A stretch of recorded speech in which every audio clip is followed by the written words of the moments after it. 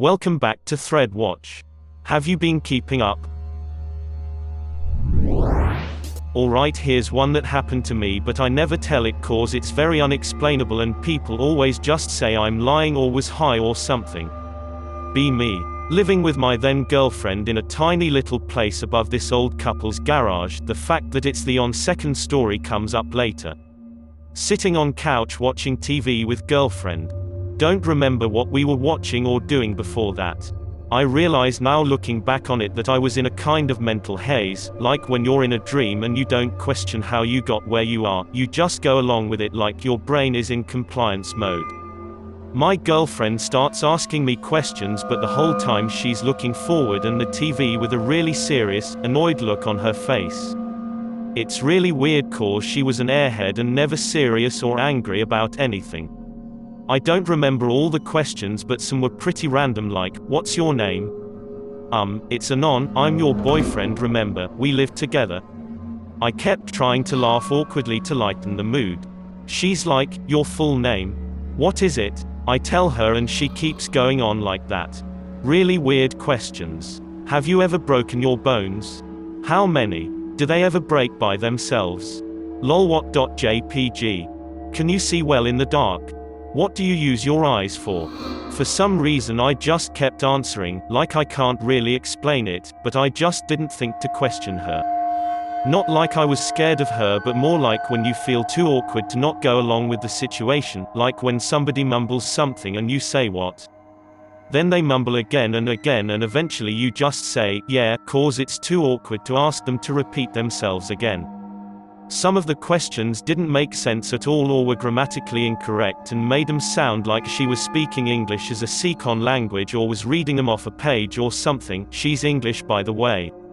Susan starts getting weirder and or borderline unintelligible at times. Do you sink in the waves? The ocean's waves? Do you sink in them? With cat's claws?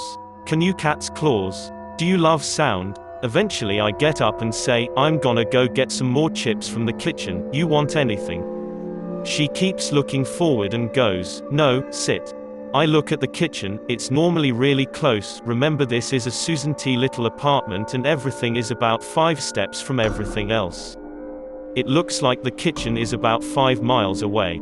The kitchen light is on but it looks dark, like the lights are really dim and the bulbs are about to explode or something. The whole path from the couch to the kitchen looks really dark and scary and elongated, like how your passage looked when you were a kid who was afraid of the dark and you had to go pee at night. I'm suddenly terrified by the idea of going all the way to the kitchen alone and I just sit back down next to her. She keeps asking questions. Eventually she starts asking about my dad, and seems pretty interested about him. Does you dad love? Is he a holy man? I'm like, my dad's not a priest, you know that, he's a lawyer. She just keeps going, is he a fisher? No, sweetie, he's a lawyer, remember? Is he a fisher of men? After this she starts asking questions faster without a pause in between, so I can't even answer if I wanted to. The whole time she's just staring at the TV looking more and more annoyed. Do you move from here?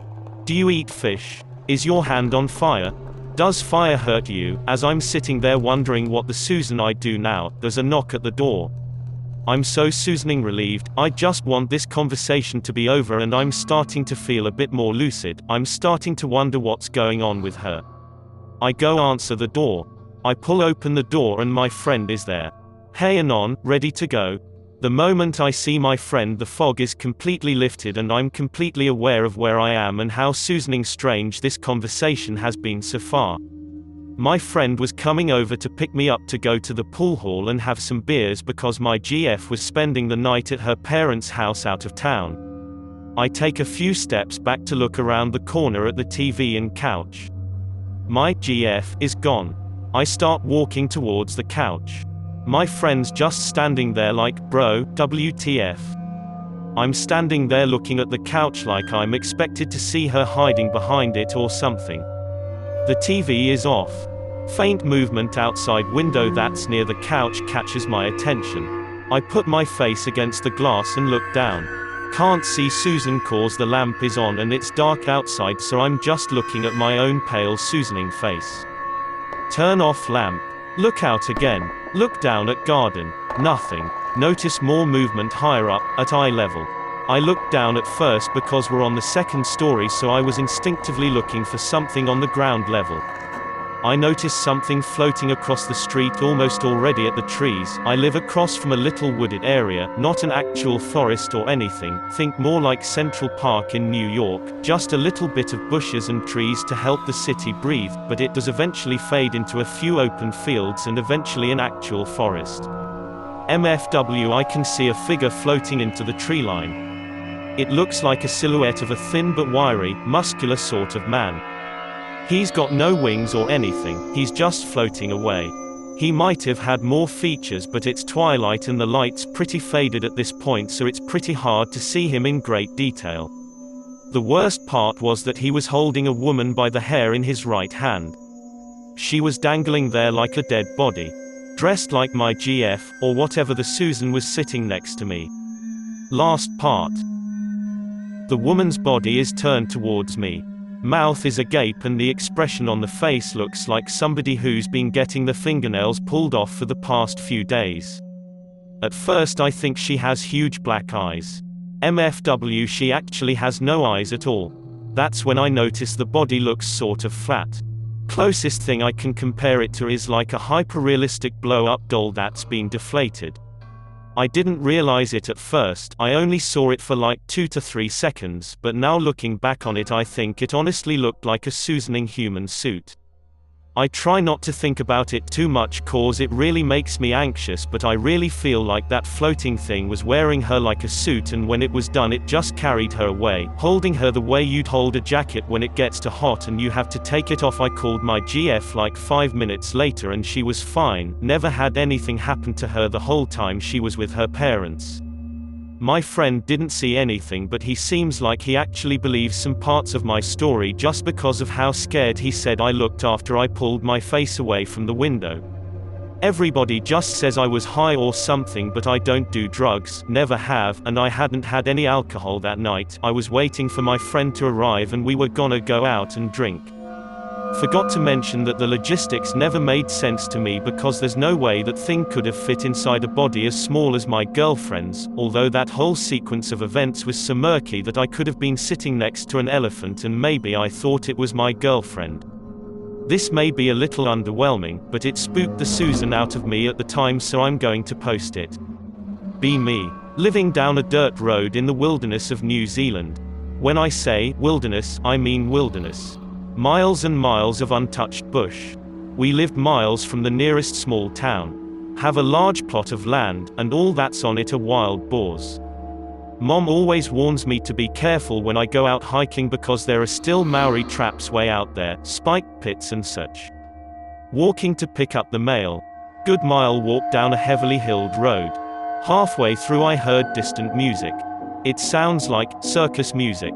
Why the Susan would there be circus music playing in the middle of the bum Susan bush? I'm pretty curious, so I leave the road and hike into the bush for a bit. Circus music gets louder. It's the sort of calliope, oopar oom par music you hear in old movies sometimes. It's getting louder. By now I am completely enveloped by the woods. Nothing but dense brush all around me. And the circus music is ringing in my ears. I can't pinpoint it. It's like it's coming from everywhere and nowhere. All of a sudden my lizard brain explodes in complete panic. It's so sudden and primal, I turned right around and ran until I reached the road again. Ran the whole way home, didn't even stop for the mail. For the life of me I can't tell what the Susan was making circus music in the middle of nowhere like that. As an addendum, my mother said she would hear Maori drums coming from deep in the woods sometimes. Here's a cool Florida story. It's historical. When the Spanish arrived in Florida, they wiped out an Indian tribe, but they weren't able to kill the chief because he was a gigantic, fit dude. Finding himself without a tribe to lead, the chief traveled deep into the Florida swamp like Susaning Rambo with a plan to wage guerrilla warfare on the Spanish. Over many years, people began to disappear there, probably murdered by the chief. Spanish soldiers exploring the swamp disappeared, never to be seen again. Pirates who tried to escape justice by hiding in the swamp disappeared without a trace. A manager of the Spalding Trading Post also vanished there. In 1838 and 1863, U.S. disappeared there. The last documented disappearance was in 1904, a young surveyor failed to return from the area. Obviously this is way too long for one man to hide out there and kill all of these people, but some say the chief refused to die.